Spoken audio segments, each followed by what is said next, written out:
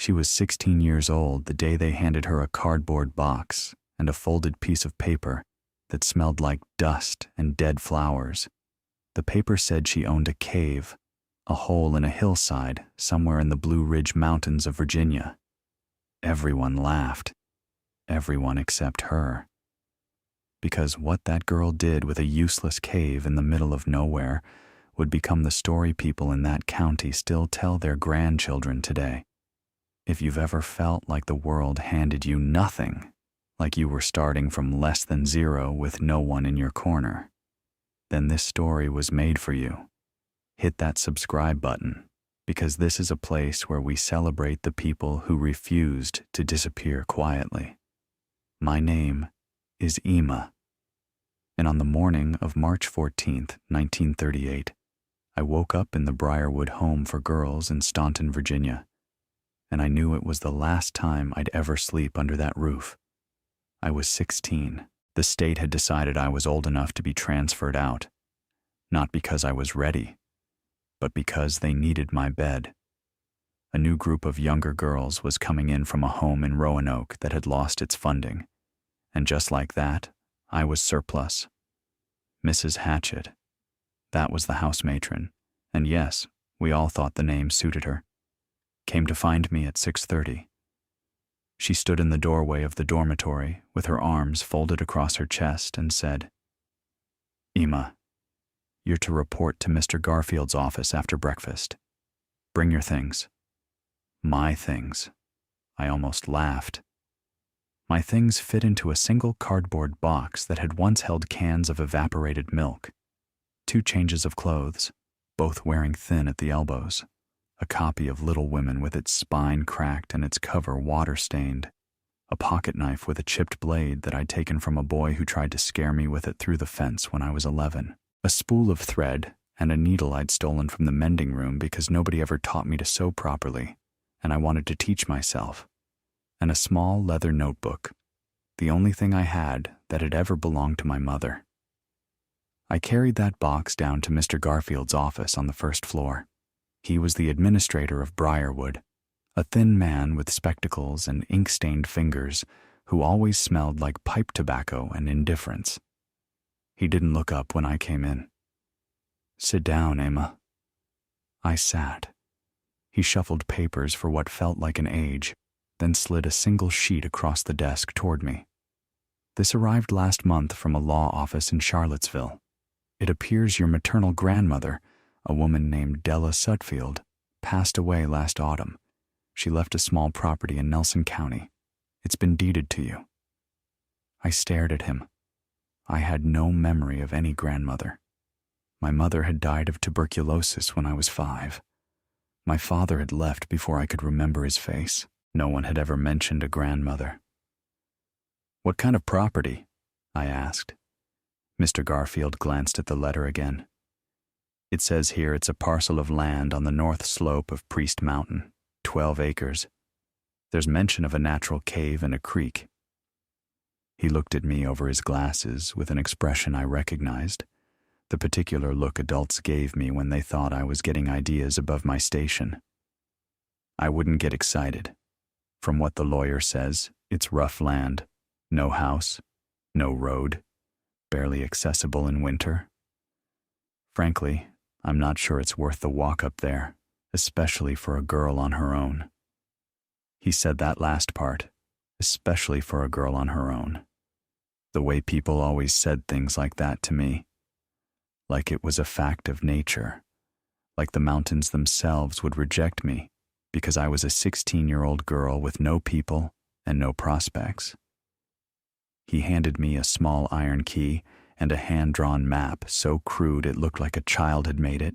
Then he shook my hand without warmth, gave me $4, the state's parting gift, and told me good luck. I walked out the front door of Briarwood Home for Girls at 8:45 in the morning. The March air was cold and sharp. I had no coat heavy enough for the mountains. I had $4. I had a box of almost nothing. And I had a key to a cave I had never seen, left to me by a woman I had never known. I started walking south. It took me 3 days to reach the property.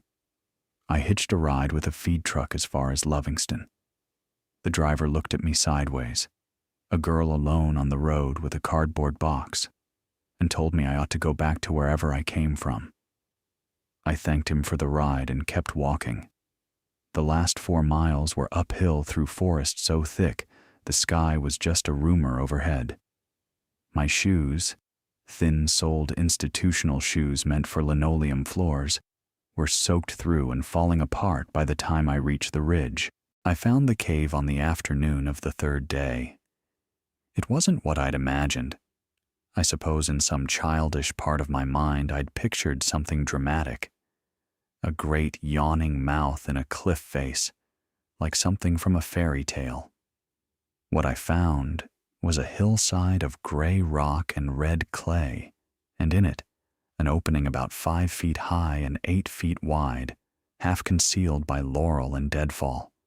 The iron key fit a padlock on a rusted gate that someone had bolted across the entrance years ago. I pushed the gate open and stepped inside. The air changed immediately. Outside it was maybe 40 degrees and falling. Inside the cave, it was warmer. Not warm, but noticeably different, like stepping into a room where a fire had burned hours ago. The ceiling was low at first, maybe 6 feet, but the space opened up as I moved deeper. My eyes adjusted. The cave went back perhaps 50 feet, narrowing toward the rear, but staying wide enough to move comfortably. The floor was dry packed earth. The walls were smooth limestone, cool to the touch, with veins of something that glinted when I struck a match. And along one wall I saw shelves, not natural formations. Someone had carved shelves into the rock, crude but deliberate. There were maybe a dozen of them, running the length of the cave at different heights. On some of them sat old clay pots, cracked and empty. On one shelf near the back was a tin box, and inside the tin box I found a letter. The handwriting was spidery and faint, but I could read it by matchlight. It was from my grandmother. Emma, if you are reading this, then I am gone, and you have found your way here. This cave kept the Sutfield women alive through 2 wars and more winters than I can count. The mountain gives if you know how to ask. I am sorry I could not come for you. They would not let me. Use the shelves, use the creek. Use what God put in this rock. You are a Sutfield woman. You will not starve. I sat on the floor of that cave with the letter in my hands, and for the first time since I was 5 years old, I cried. Not out of sadness exactly, though there was sadness in it, a deep well of it, for the grandmother I'd never known, and the years that had been stolen from both of us. I cried because someone had thought of me. Someone had planned for me. Someone had carved shelves into stone and written a letter and trusted that one day I would find my way here. I slept in the cave that night, curled on the dry earth floor with my coat pulled over me and my cardboard box as a pillow. The silence was extraordinary. At Briarwood, there was always noise. Girls coughing, the radiator clanking, footsteps on the stairs, someone crying softly into her pillow after lights out. Here, there was nothing but the faint drip of water somewhere deep in the rock and the occasional whisper of wind across the cave mouth. It was the most peaceful silence I had ever known. When I woke at dawn, light was streaming through the entrance in a golden slant, illuminating dust motes that drifted like tiny living things. I lay there watching them and thought, this is mine, this mountain, this cave, this light. For the first time in my life, I have a place that belongs to me. The first winter nearly killed me. I say the first winter, but I should say the first everything. I had no idea how to survive in those mountains. I was a girl who had grown up in a building with radiators and scheduled meals, and now I was alone on a mountainside with a cave, a pocket knife, and a grandmother's faith in me that I had done nothing to earn. The first weeks were the worst. I ate what I could find, ramps and dandelion greens and bark tea that tasted like dirt. I set a snare for rabbits using descriptions I'd read in a book about frontier life, twisting wire I'd found near an old fence post. The first time I caught one, my hands shook so badly I could barely dress it, but I did it. I built a small fire at the cave entrance and cooked it on a spit of green wood, and it was the best meal I had ever eaten, not because it was good, but because I had done every part of it myself. I set the snare again the next day and caught nothing for a week. There were nights when I lay on the cave floor with my stomach cramping, staring at the limestone ceiling, and wondered if I was going to die here. If the state would eventually send someone to check on the property and find my bones curled up beside a cardboard box and a copy of a book about 4 sisters who at least had each other. But I didn't die. I refused to. Not out of bravery, I was terrified most of the time, but out of a stubbornness that I think I inherited from the grandmother I never met. The same stubbornness that had made me difficult at Briarwood, that had earned me punishments for asking too many questions, for reading when I should have been scrubbing floors, for wandering off to study the plants growing along the property fence when I should have been standing in line for inspection. That stubbornness, which every adult in my life had tried to correct in me. A girl should be agreeable. A girl should be quiet. A girl should do as she's told, turned out to be the thing that kept me alive. I learned to fish the creek with a line made from unraveled thread and a hook bent from a nail I'd found in the cave. The creek, I'd later learn it was called Sutfield Branch, named for my own people, held brook trout no longer than my hand, but they were beautiful and they were food. But fishing and foraging weren't going to keep me alive through a Blue Ridge winter. It was the shelves that saved me. Those carved stone shelves my grandmother had mentioned. I began to understand what they were for. The cave maintained a temperature of roughly 55 degrees year-round. I figured this out by feel long before I ever owned a thermometer. 55 degrees. Not freezing, not warm, but constant. And in that constancy was something powerful. I started to experiment. I brought in soil from the creek bank, rich, dark, loamy soil that smelled like life itself. I filled the clay pots I'd found and planted seeds I'd gathered from wild plants. Pokeweed, lamb's ear, clover. Most of them failed, but some of them grew. In the dim light near the cave's entrance, where the sun reached for a few hours each day, small green things pushed up from the soil and reached toward the light. I was growing food inside a mountain. The realization hit me like a thunderclap. If I could grow things in here during winter, if the cave's constant temperature could keep soil from freezing and roots from dying, then I had something no one else in these mountains had. I had a greenhouse made of stone, built by God and improved by Sutfield women. I spent that first summer learning everything I could. I walked 12 miles to the Nelson County Library and read every book they had on agriculture, on root cellars, on cave systems, on soil composition. The librarian, a woman named Mrs. Beale, watched me come in week after week, dirt under my fingernails, reading until the light failed. She was the first adult I'd met who didn't look at me with pity or suspicion.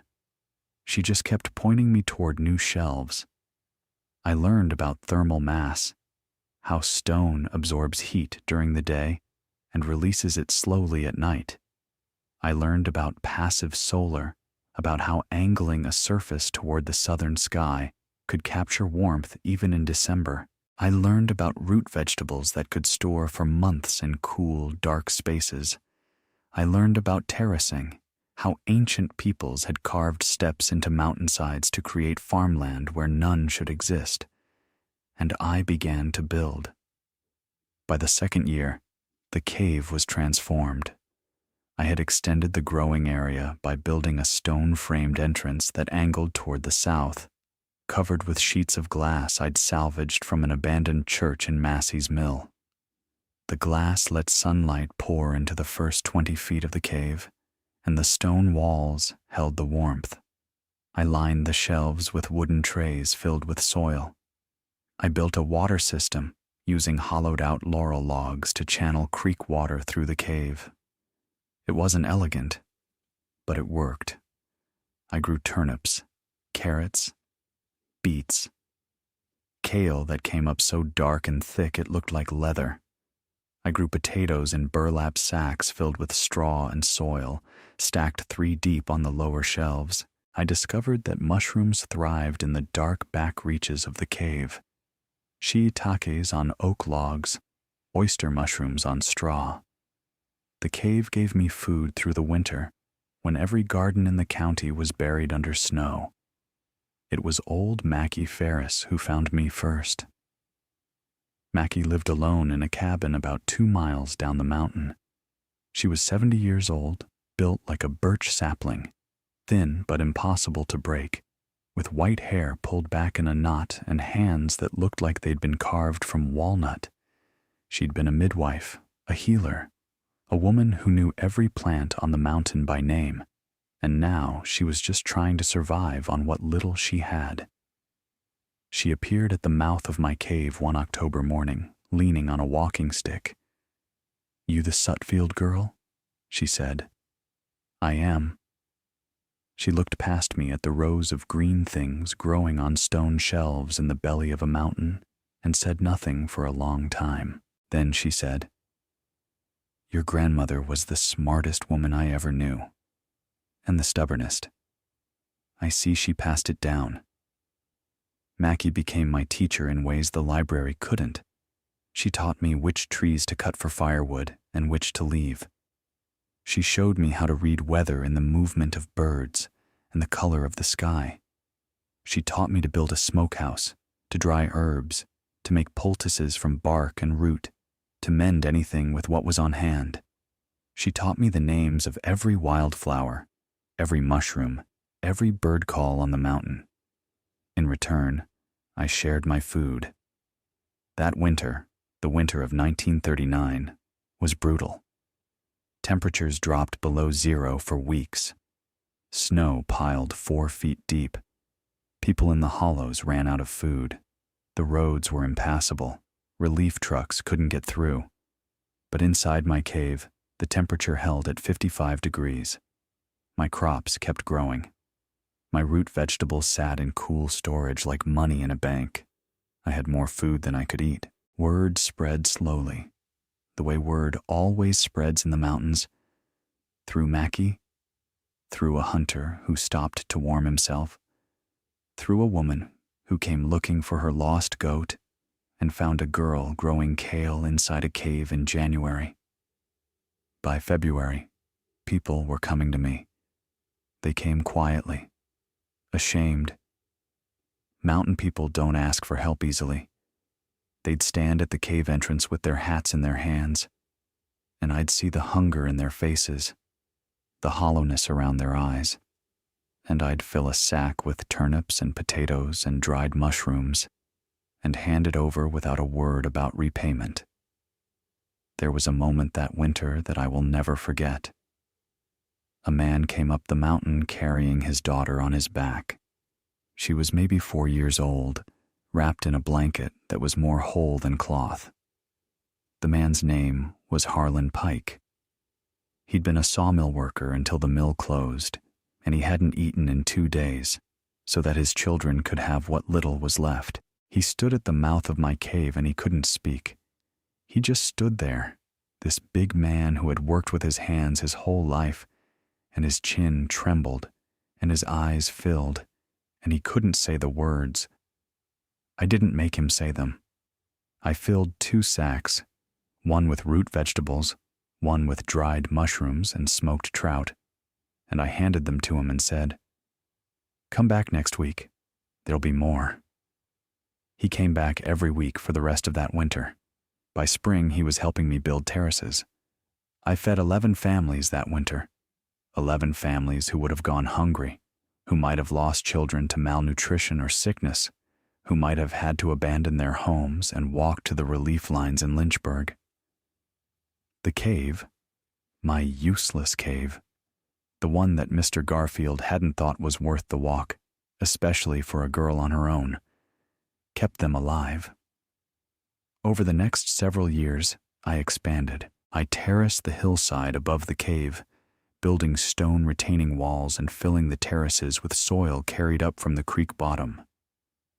Some people in the valley questioned whether a girl, a teenager, an orphan, could really be doing what the rumors said.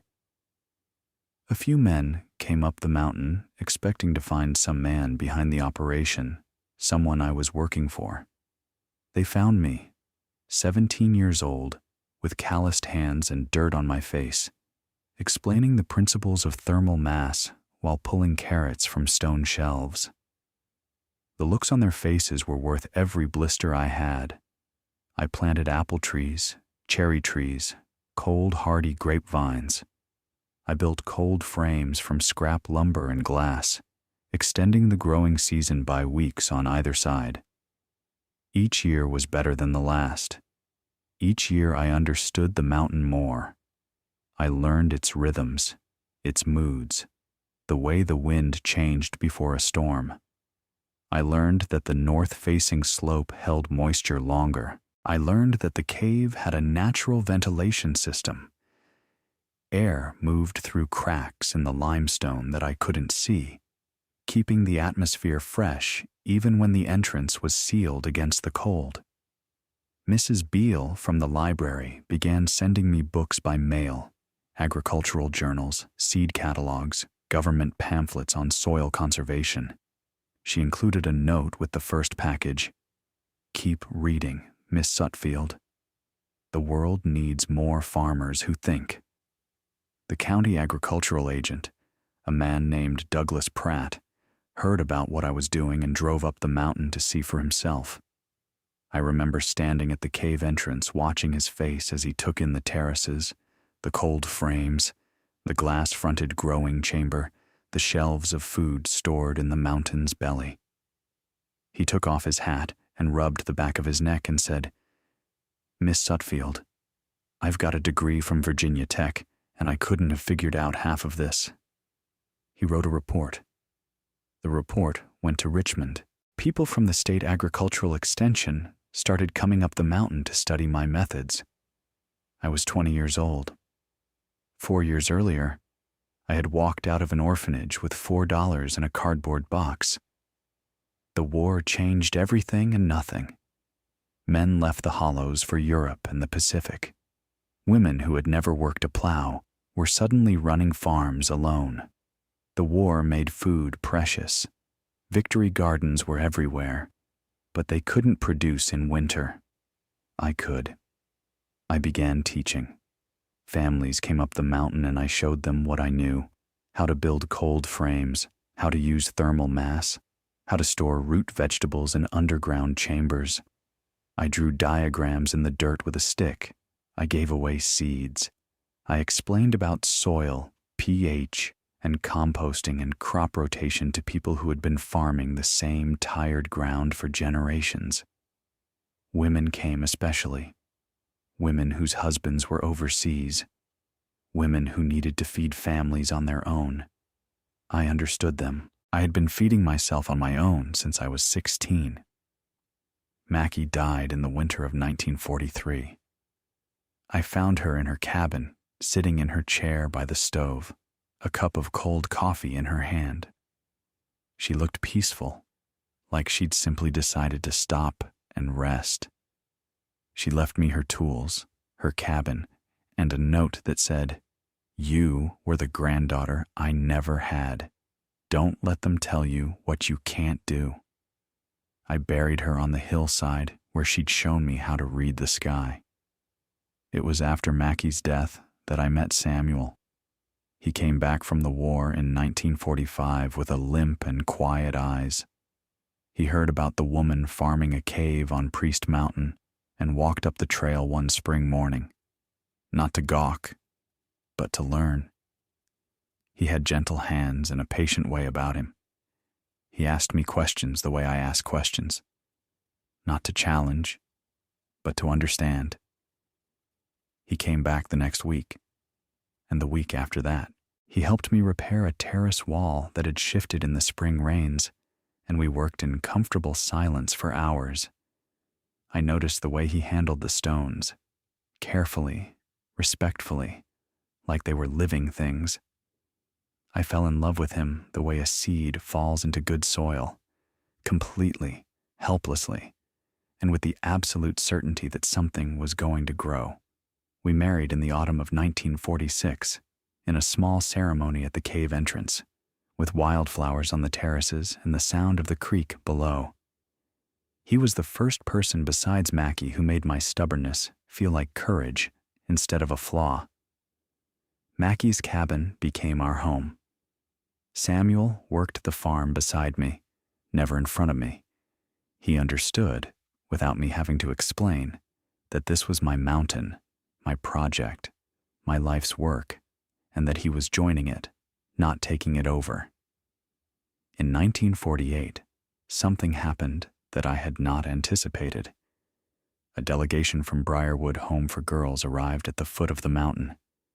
Mr. Garfield had retired, but the new administrator, a younger woman with better intentions, had heard about what I'd accomplished. She brought with her 3 girls, all approaching 16, all about to be transferred out of the system the way I had been. She wanted to know if I would teach them. I stood on the porch of Mackie's cabin and looked at those girls, thin, guarded, expecting nothing, and I saw myself at 16. The cardboard box, the $4, the look on Mr. Garfield's face when he said especially for a girl on her own, the absolute certainty that the world had no place for you. The first 3 girls were terrified of me, of the mountain, of the silence. One of them, a girl named Ruth, wouldn't come into the cave for 2 weeks. She'd been locked in a basement as punishment at her last placement, and dark enclosed spaces made her shake. I didn't push her. I let her work the terraces in the open air until one morning she walked into the cave on her own, looked around at the green things growing in the lamplight, and said quietly, "It's warm in here." "It is," I said. 55 degrees, winter and summer. She nodded. "It feels safe." I understood then what I was really building. It wasn't just a farm. It was a place where girls who had never felt safe could learn what safety felt like. Not the locked door safety of an institution, but the real safety of belonging somewhere, of being useful, of growing something with your own hands, and watching it feed people. "Send everyone you've got," I told the administrator. That was the beginning of what people eventually called the Sutfield Farm program. Over the next 20 years, I took in more than 60 young women from group homes, orphanages, and foster care across Virginia. I taught them to farm. I taught them to build. I taught them to read the land and the sky. I gave them what no one had given me, a place where curiosity was valued, where asking questions was encouraged, where being different wasn't a flaw but a gift, where being a girl didn't mean being less. Not all of them stayed. Some left for cities and factories and lives I couldn't imagine. But many stayed in the mountains, farming their own land, using techniques they'd learned on my terraces and in my cave. Several went to agricultural college on scholarships that I helped them apply for. One of them, a girl named Ruth Dill, who had arrived at my door at 15 with bruises on her arms and a vocabulary that would make a sailor blush, eventually became a professor of sustainable agriculture at Virginia. Technician Samuel and I had 3 children. All of them grew up on the mountain, all of them learned to grow food in the cave, and all of them carried something of that place into the world. Our oldest daughter expanded the terraces until they covered the entire north face of the ridge. Our son became a soil scientist. Our youngest wrote a book about mountain farming that sold more copies than I would have believed possible. The cave itself became something of a landmark. The Virginia Agricultural Extension published a bulletin about my methods that was distributed to every county in the state. Farmers came from West Virginia, Tennessee, North Carolina to see the underground greenhouse. A journalist from the Richmond Times-Dispatch wrote an article in 1953 with the headline, "Orphan Girl's Cave Feeds a County." I didn't much care for the headline. I hadn't been an orphan girl in a long time. But Samuel cut it out and framed it and hung it in the cabin where I could see it every morning. I lived to be 87 years old. In my final years, I spent most of my time on the porch of the cabin that had once been Mackie's, looking out at the terraces that climbed the mountain like a green staircase. Samuel had passed 2 years before me, peacefully, in his sleep. I missed him the way you miss sunlight in winter. The cave was still producing. My granddaughter managed it now, using methods I'd developed 60 years earlier, along with innovations of her own. The shelves I'd first planted with wild seeds in clay pots now held hydroponic systems and LED grow lights powered by a small solar array on the ridge. The principle was the same: use what the mountain gives you, and give back more than you take. I died on a Tuesday morning in October, with the leaves turning gold on the ridge and the smell of wood smoke coming up from the valley. My family was around me. The last thing I saw was the light coming through the window, and I thought of that first morning when I'd walked out of Briarwood with nothing and how the light had looked then. Cold and sharp and full of a future I couldn't imagine. They buried me next to Samuel on the hillside above the cave. My oldest daughter carved the headstone herself. It reads, Emma Sutfield, 1922 to 2009. She grew things where nothing was supposed to grow. The Sutfield Farm still operates today. The cave greenhouse is on the National Register of Historic Places. The farm program has helped over 300 young women transition out of foster care into agricultural careers. Ruth Dill endowed a scholarship in my name at Virginia Tech. And every winter, when the snow piles deep in the Blue Ridge and the world turns cold and quiet, food still grows inside that mountain, the way it has for nearly 70 years. I tell you this story not because Emma was special in some magical way. She was a girl with a cardboard box and $4 who happened to inherit a hole in a hillside. What made the difference was the refusal to accept that the story they'd written for her was the only story possible. So let me ask you something. What cave are you standing in front of right now? What useless thing has the world handed you that everyone says isn't worth the trouble? What part of your life have people dismissed as a dead end, a lost cause, a hole in the ground? Because here's what Emma learned on that mountain. The things the world throws away are sometimes the very things that will save you. The traits that make you different, the curiosity, the stubbornness, the refusal to stop asking questions, those aren't flaws, they're tools. And the place where no one else wants to go, that might be exactly where you need to be. If this story moved you, hit subscribe for more stories about ordinary people who accomplished extraordinary things. Share this with someone who needs to hear it today. And remember, every cave is useless until someone has the courage to step inside and see what it can become. Sometimes the safest place in winter is the one you build yourself.